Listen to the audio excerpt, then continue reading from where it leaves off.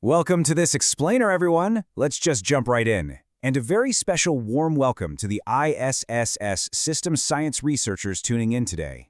It was absolutely fantastic connecting with so many of you and discussing these exact ideas just a couple of weeks ago at the Cyprus annual meeting.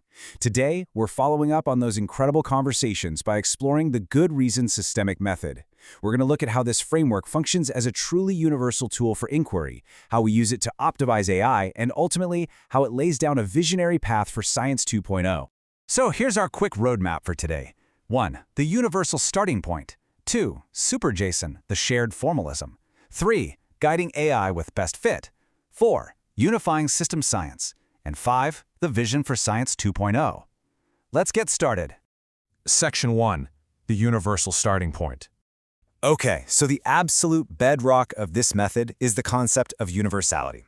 Whether your research topic is quantum computing, climate adaptation, or AI governance, every single investigation begins by defining a specific system of interest, or SOI.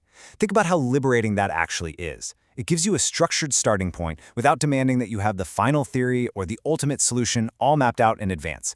Your very first task isn't to solve a massive challenge right out of the gate. Your first task is simply to make that challenge systemically visible. You place the SOI right in the center, and that becomes your anchor. Now, the real secret sauce here is how we filter that central anchor through 8 distinct alpha through omega perspectives.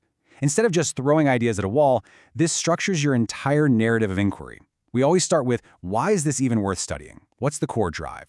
That's alpha, the purpose. Then, what existing models explain it? That's pi, the theory. Out in the real world, what data or context is visible? That's key. And of course, there's always delta psi, the change pressures pushing on the system. Then we organize via beta, which leads us to phi, the proposed solutions. Finally, we execute through tau, the implementation, right into omega, our critical feedback loop. Grouping these parameters into this cohesive flow guarantees a rigorous approach to literally any inquiry. Section 2. SuperJSON, the shared formalism. We've all been there, right? Reading dense academic prose, trying to untangle someone else's open systemic reflection. The old way of moving scientific knowledge relies entirely on personal interpretation. It's rich, sure, but it creates intense friction and misunderstanding. The GoodReason way introduces structured epistemic modeling. This is all about bridging the gap between human thought and strict machine readability by using SuperJSON as our reference architecture. You aren't just writing a sprawling paragraph anymore. You are building a structured, unambiguous model. And it's exactly this JSON formalism that serves as the enabler of our universality. By treating research as structured modeling, we give our inquiry a highly stable coordinate system that is inherently machine-readable. It's kind of like unlocking a multiplayer mode for system science.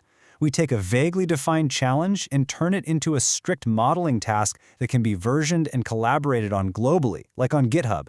You're exchanging living data structures. And while SuperJSON is the universal core, you can totally refine it later with domain-specific special JSON models for highly specialized fields. Section 3. Guiding AI with best fit. So we all know the huge risk of AI hallucinations, large language models just making things up when they get confused. Well, instead of letting an AI blindly associate ideas to generate free narrative, GoodReason gives it a strict epistemic control structure. We call this optimization principle best fit modeling. The AI is forced to compare its source material directly with the SuperJSON architecture to find the most coherent systemic fit. It actively hunts for the best sector order for a research project. And by forcing it to do this, it mathematically guarantees that structural isomorphisms, those deep similarities across completely different fields, are actively utilized rather than just vaguely noticed. Think about the incredible safety net this creates. If an AI generates a plausible sounding but flawed answer, this framework catches it red-handed. It immediately exposes the exact type of residual error. Did the AI miss an essential alpha-omega function like totally ignoring the feedback logic? Flagged. Is there a semantic mismatch where the definitions don't align with the theory? The JSON structure isolates that precise failure.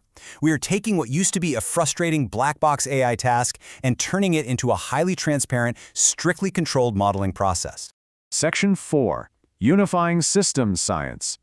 Now, how does the resultant GoodReason construct relate to the rest of system science? Well, our discipline has generated immense intellectual value. We have incredibly powerful concepts, emergence, viability, complex control mechanisms, but let's be honest, we often suffer from intense fragmentation.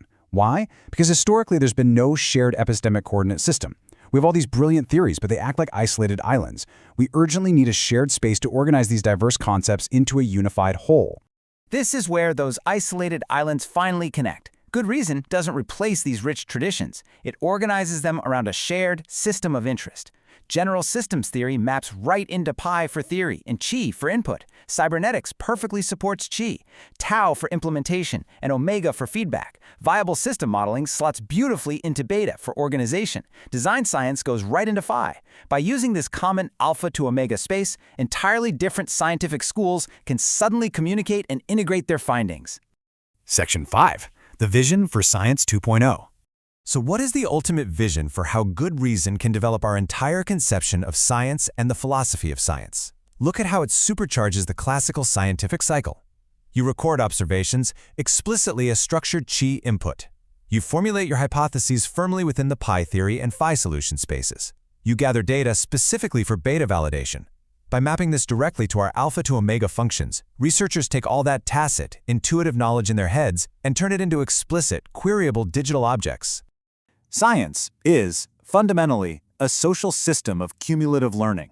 But when knowledge only moves as raw text, so much remains completely implicit. A vague statement like, "I disagree with your paper," is actually a pretty weak critique. But with a shared JSON formalism, we achieve truly productive disagreement. A researcher can literally point to the code and say, "We have a semantic mismatch in the pi theory sector," or "Your beta validation data doesn't support the phi solution claim." The disagreement is removed from personal opinion and located precisely within a verifiable systemic structure. I want to leave you with this final thought.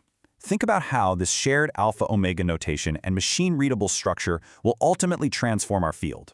We are looking at a future where we can organize the philosophy of science in its entirety, with ambitious projects like metascience.org serving as one prime example, and the grand transition to Science 2.0, as envisioned by the IFSR, serving as another. To my colleagues from the SSS Cyprus meeting and to all the dedicated researchers watching, GoodReason finally gives us the shared epistemic interface we need. Keep asking the big questions, and I absolutely cannot wait to see the incredible unified models you build next. Thanks for joining me.